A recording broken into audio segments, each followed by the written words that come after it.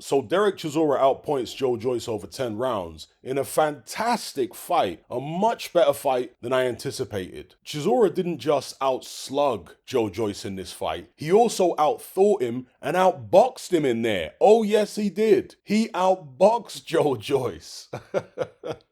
And I'll come on to that a little bit later on. But Derek Chisora showed more intensity in this fight than I've seen from him in years. He didn't show this level of intensity against Gerald Washington. He didn't show this level of intensity against Tyson Fury or Kubrat Pulev. You probably have to go back to the Usyk fight to see the last time he fought with this type of intensity. I didn't think he had this kind of performance left in him. Didn't think he had it in the tank. Hence, I picked Joe Joyce to win this fight on points. I was expecting Joyce to keep it long and control Chisora behind the jab in a similar fashion to the way he controlled Daniel Dubois behind the jab. But evidently, Chisora did not allow that to happen. Now, you could say that Joe Joyce fought the wrong fight, used the wrong tactics, because rather than boxing long, he chose to come forward and engage in a slugfest. You might say that Chisora got to him with the pre-fight antics, made him angry. But one of the reasons I picked Joe Joyce to win on points rather than by knockout is because I did think that Joyce, being very slow of hand, would struggle to nail Chisora with enough clean punches to take him out. Because Chisora, when he's in trouble, he will go back to the ropes, he'll bob and weave and come over the top with counters. And so I thought he probably would do enough of that to prevent Joyce from taking him out. But the way the fight unfolded, the way Joyce looked, even when he tried to use his jab in spots, perhaps it would have worked out even worse for him if he had tried to keep it long. Again, because of Derek Chisora's head movement and the intensity he showed in this bout. Now, let's not get it twisted. This was not vintage Derek Chisora by any means. This was not the Derek Chisora who fought Vitaly Klitschko back in the days. He doesn't have that kind of gas tank anymore. He's still got tremendous willpower, and this really was an incredible display by Derek Chisora in terms of willpower, because he was gassed out by about round 4, but he kept willing himself on, showed incredible determination, kept churning out the punches even when he was out on his feet from exhaustion. And he was also hurt several times in this fight as well. So this was not vintage Chisora. This wasn't the Chisora even who fought Dillian Whyte, particularly the second time, because he was in better shape in the rematch with Dillian Whyte than he was for the first fight. He was able to fight 3 minutes of every round,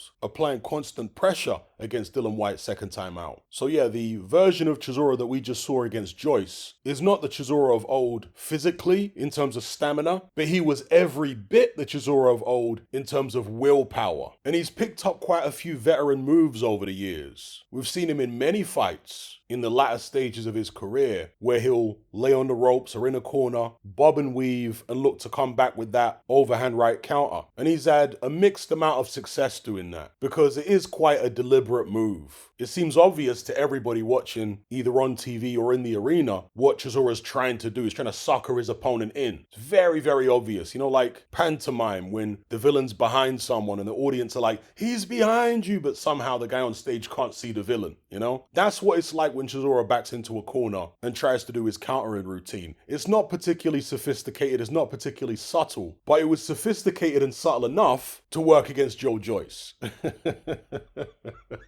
And this is why I say Derek Chisora actually outboxed Joyce in there. He didn't just outslug him, although he did that as well. He outboxed him. Now, many people are going to say that is absolutely embarrassing for Joe Joyce to get outboxed by an over-the-hill Derek Chisora. Shocking. And I can see where you're coming from because people look back to the Dubois performance and say, what happened to that version of Joe Joyce? But to be fair, Derek Chisora has certain abilities and certain skills that Daniel Dubois doesn't have. I'm not saying that Derek Chisora would beat Daniel Dubois necessarily, or that Chisora is a better fighter than Dubois. He's just different. He's got a different skill set. Chisora moves his head. Dubois doesn't move his head, at least not much. Derek Chisora's head movement is way better than Daniel Dubois' head movement. Derek Chisora throws more counters than Daniel Dubois. Dubois is overwhelmingly a lead puncher. So I don't think this is a simple matter of Joyce being totally washed up and that's why he lost to Chisora. I think there's definitely an element of styles make fights in this as well. On the front foot, Chisora really worked the left hook. He was landing that repeatedly, especially in the early rounds when he was mostly coming forward and Joyce was trying to meet fire with fire. Again, perhaps because Joyce sensed he wasn't quick enough with his jab to maintain distance, to keep Derek Chisora Chisora at bay when he's coming in, bobbing and weaving and slinging big shots over the top. Maybe Joyce figured out early, okay, the long range stuff actually probably isn't going to work here. I'm not quick enough to catch him on the way in. He's moving his head too much, you know? So Chisora came out like a freight train. I was surprised by the intensity. Again, it was somewhat reminiscent of the intensity we saw in the Usyk fight. After about,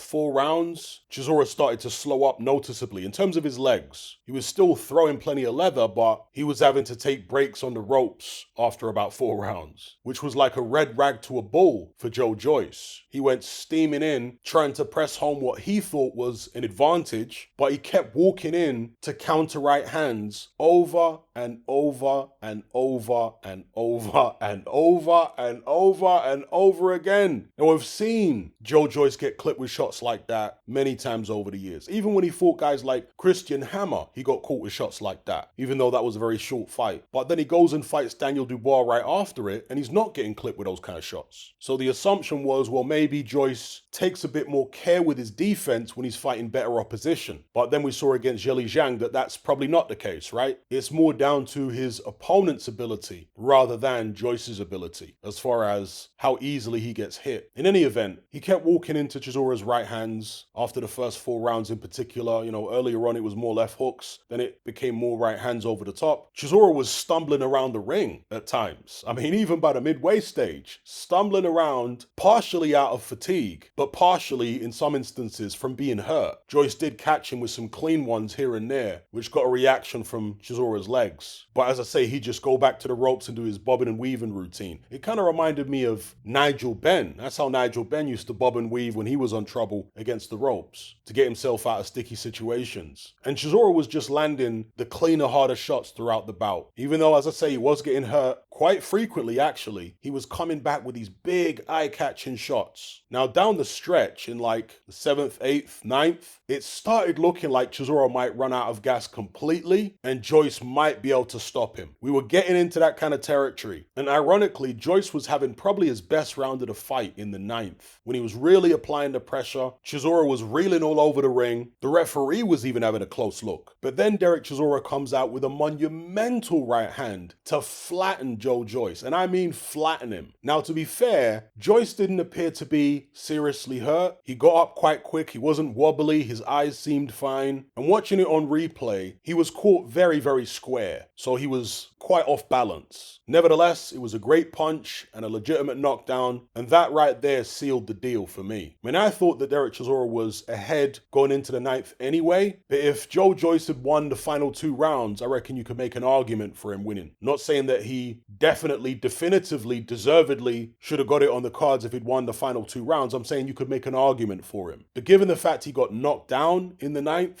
and therefore lost 10-8, nah, no way. At that point, it was Chisora's fight. Unless Joe Joyce either stopped Chisora in the final round or produced several knockdowns, which he didn't manage to do. Chisora was actually holding on for dear life at times in the 10th and even in the 8th and 9th, literally holding on for dear life, like a sailor holding on to the mast of a boat during a storm, you know, like that. If this was a 12-round bout, maybe Joyce would have got to him eventually, you know, right before the finish line, but it was a 10-rounder and Derek Chisora was able to see it out and get a well-deserved decision and one of the best wins of his career, arguably the best. Again, it's arguable, and to do it at this stage of his career when he's not physically what he used to be makes it all the more remarkable. So hats off to Del Boy, a fantastically entertaining career, a fantastically entertaining fight, one of the best fights of his whole career against Joe Joyce. He says he's going to have 2 more fights after this, one in Manchester and then the final fight of his career in Zimbabwe. That's what his plan is, and I'll talk about those future possibilities in a separate video. But for now, give me your reaction in the comment section below to Derek Chisora's performance against Joe Joyce. Is it what you expected? Did you think Derek Chisora still had this type of intensity of performance left in him? I certainly didn't. Whatever the case may be, leave me your thoughts below.